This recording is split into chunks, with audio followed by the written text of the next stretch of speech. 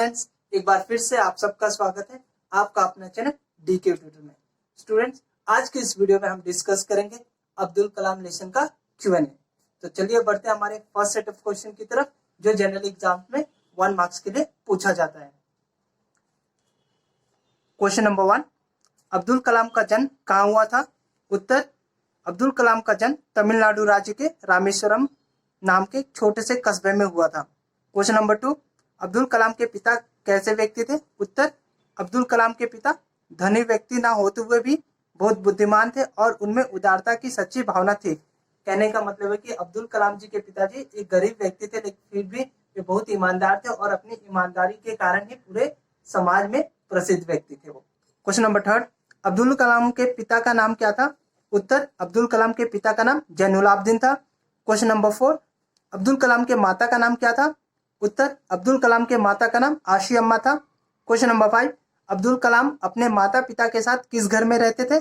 उत्तर, अब्दुल कलाम अपने माता पिता के साथ पुश्तैनी घर में रहते थे। क्वेश्चन नंबर 6, अब्दुल कलाम का घर किससे बना हुआ था? उत्तर, अब्दुल कलाम का घर चूना पत्थर तथा ईंट से बना हुआ था। क्वेश्चन नंबर 7, किसके पिता एक आडंबरहीन व्यक्ति थे? उत्तर, अब्दुल कलाम के पिता यानी जैनुलाब्दीन एक आडंबरहीन व्यक्ति थे। आडंबरहीन का मतलब है कि ऐसे व्यक्ति या ऐसे मनुष्य जो ज्यादातर रीति रिवाजों को मानते हैं। क्वेश्चन नंबर 8, अब्दुल कलाम जी का बचपन कैसा बीता? उत्तर, अब्दुल कलाम जी का बचपन निश्चिंतता और सादगी से बीता। क्वेश्चन नंबर 9, अब्दुल कलाम जी अपने माँ के साथ कहाँ बैठकर खाना खाते थे? उत्तर, अब्दुल कलाम जी अपने माँ के साथ रसोई घर यानी कि किचन में बैठ करके खाना खाते थे। क्वेश्चन नंबर 10, रामेश्वरम किसके कारण एक प्रसिद्ध तीर्थ स्थल बन गया था? उत्तर, रामेश्वरम प्रतिष्ठित शिव मंदिर के कारण एक प्रसिद्ध तीर्थ स्थल बन गया था। क्वेश्चन नंबर 11, रामेश्वरम मंदिर के सबसे बड़े पुजारी का नाम क्या था? उत्तर, रामेश्वरम मंदिर के सबसे बड़े पुजारी का नाम लक्ष्मण शास्त्री था। क्वेश्चन नंबर 12, लक्ष्मण शास्त्री जैनुलाब्दीन से किस विषय पर चर्चा करते थे?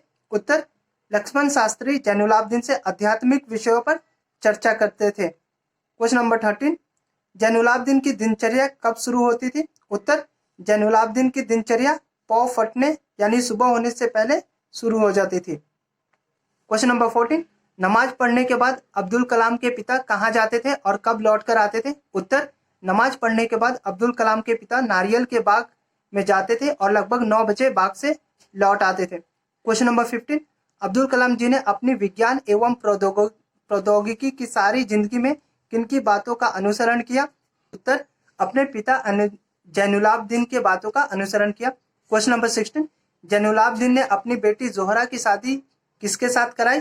अथवा अब्दुल कलाम जी की बहन जोहरा की शादी किसके साथ हुई? उत्तर, जैनुलाब्दीन ने अपनी बेटी या अब्दुल कलाम की बड़ी बहन जोहरा की शादी स्थानीय ठेकेदार अहमद जलालुद्दीन के साथ कराई। क्वेश्चन नंबर 17, एक दिन समुद्र में क्या आ गया? उत्तर, एक दिन 100 मील प्रति घंटा की तेजी से हवाएं बहने लगी और समुद्र में तूफान आ गया।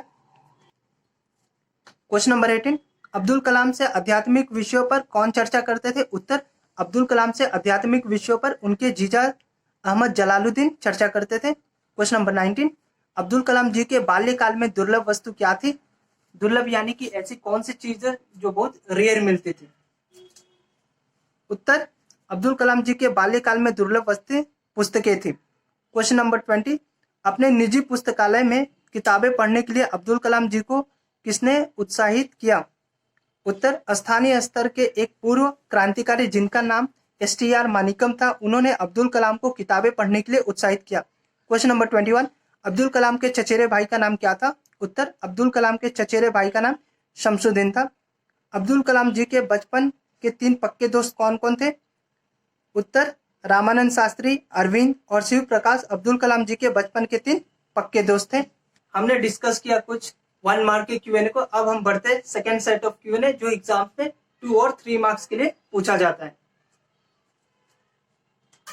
क्वेश्चन नंबर 1, अब्दुल कलाम का बचपन बहुत ही निश्चिंतता और सादगी से बीतने का कारण लिखिए। उत्तर, अब्दुल कलाम जी के पिता एक आडंबरहीन व्यक्ति थे। वे सभी ऐशो आराम वाली चीजों से दूर रहते थे, पर उनके घर में सभी चीजें समुचित मात्रा में उपलब्ध थी। यही कारण है कि उनकी बचपन निश्चिंतता और सादगी से बीता। क्वेश्चन नंबर 2, आशियम्मा अब्दुल कलाम को खाने में क्या क्या देती थी? उत्तर अब्दुल कलाम प्रायः अपनी माँ के साथ रसोई में बैठकर खाना खाते थे। उनकी माँ केले का पत्ता बिछाती और फिर उन पर चावल एवं सुगंधित स्वादिष्ट सांभर डालती। साथ में घर का बना अचार और नारियल की ताजी चटनी भी होती थी। क्वेश्चन नंबर 3, जैनुलाब्दीन ने अब्दुल कलाम को नमाज के बारे में क्या बताया? उत्तर जैनुलाब्दीन ने अब्दुल कलाम को नमाज के बारे में बताया, जब तुम नमाज पढ़ते हो तो तुम अपने शरीर से इतर ब्रह्मांड का एक हिस्सा बन जाते हो और उस समय तुम्हारे अंदर दौलत, आयु, धर्म, जाति आदि का कोई भेदभाव नहीं रहता। आज की इस वीडियो में हमने डिस्कस किया अब्दुल कलाम लेसन के Q&A को। अब मैं आपसे मिलता हूँ नेक्स्ट वीडियो में न्यू लेसन के साथ। तब तक के लिए good bye and take care.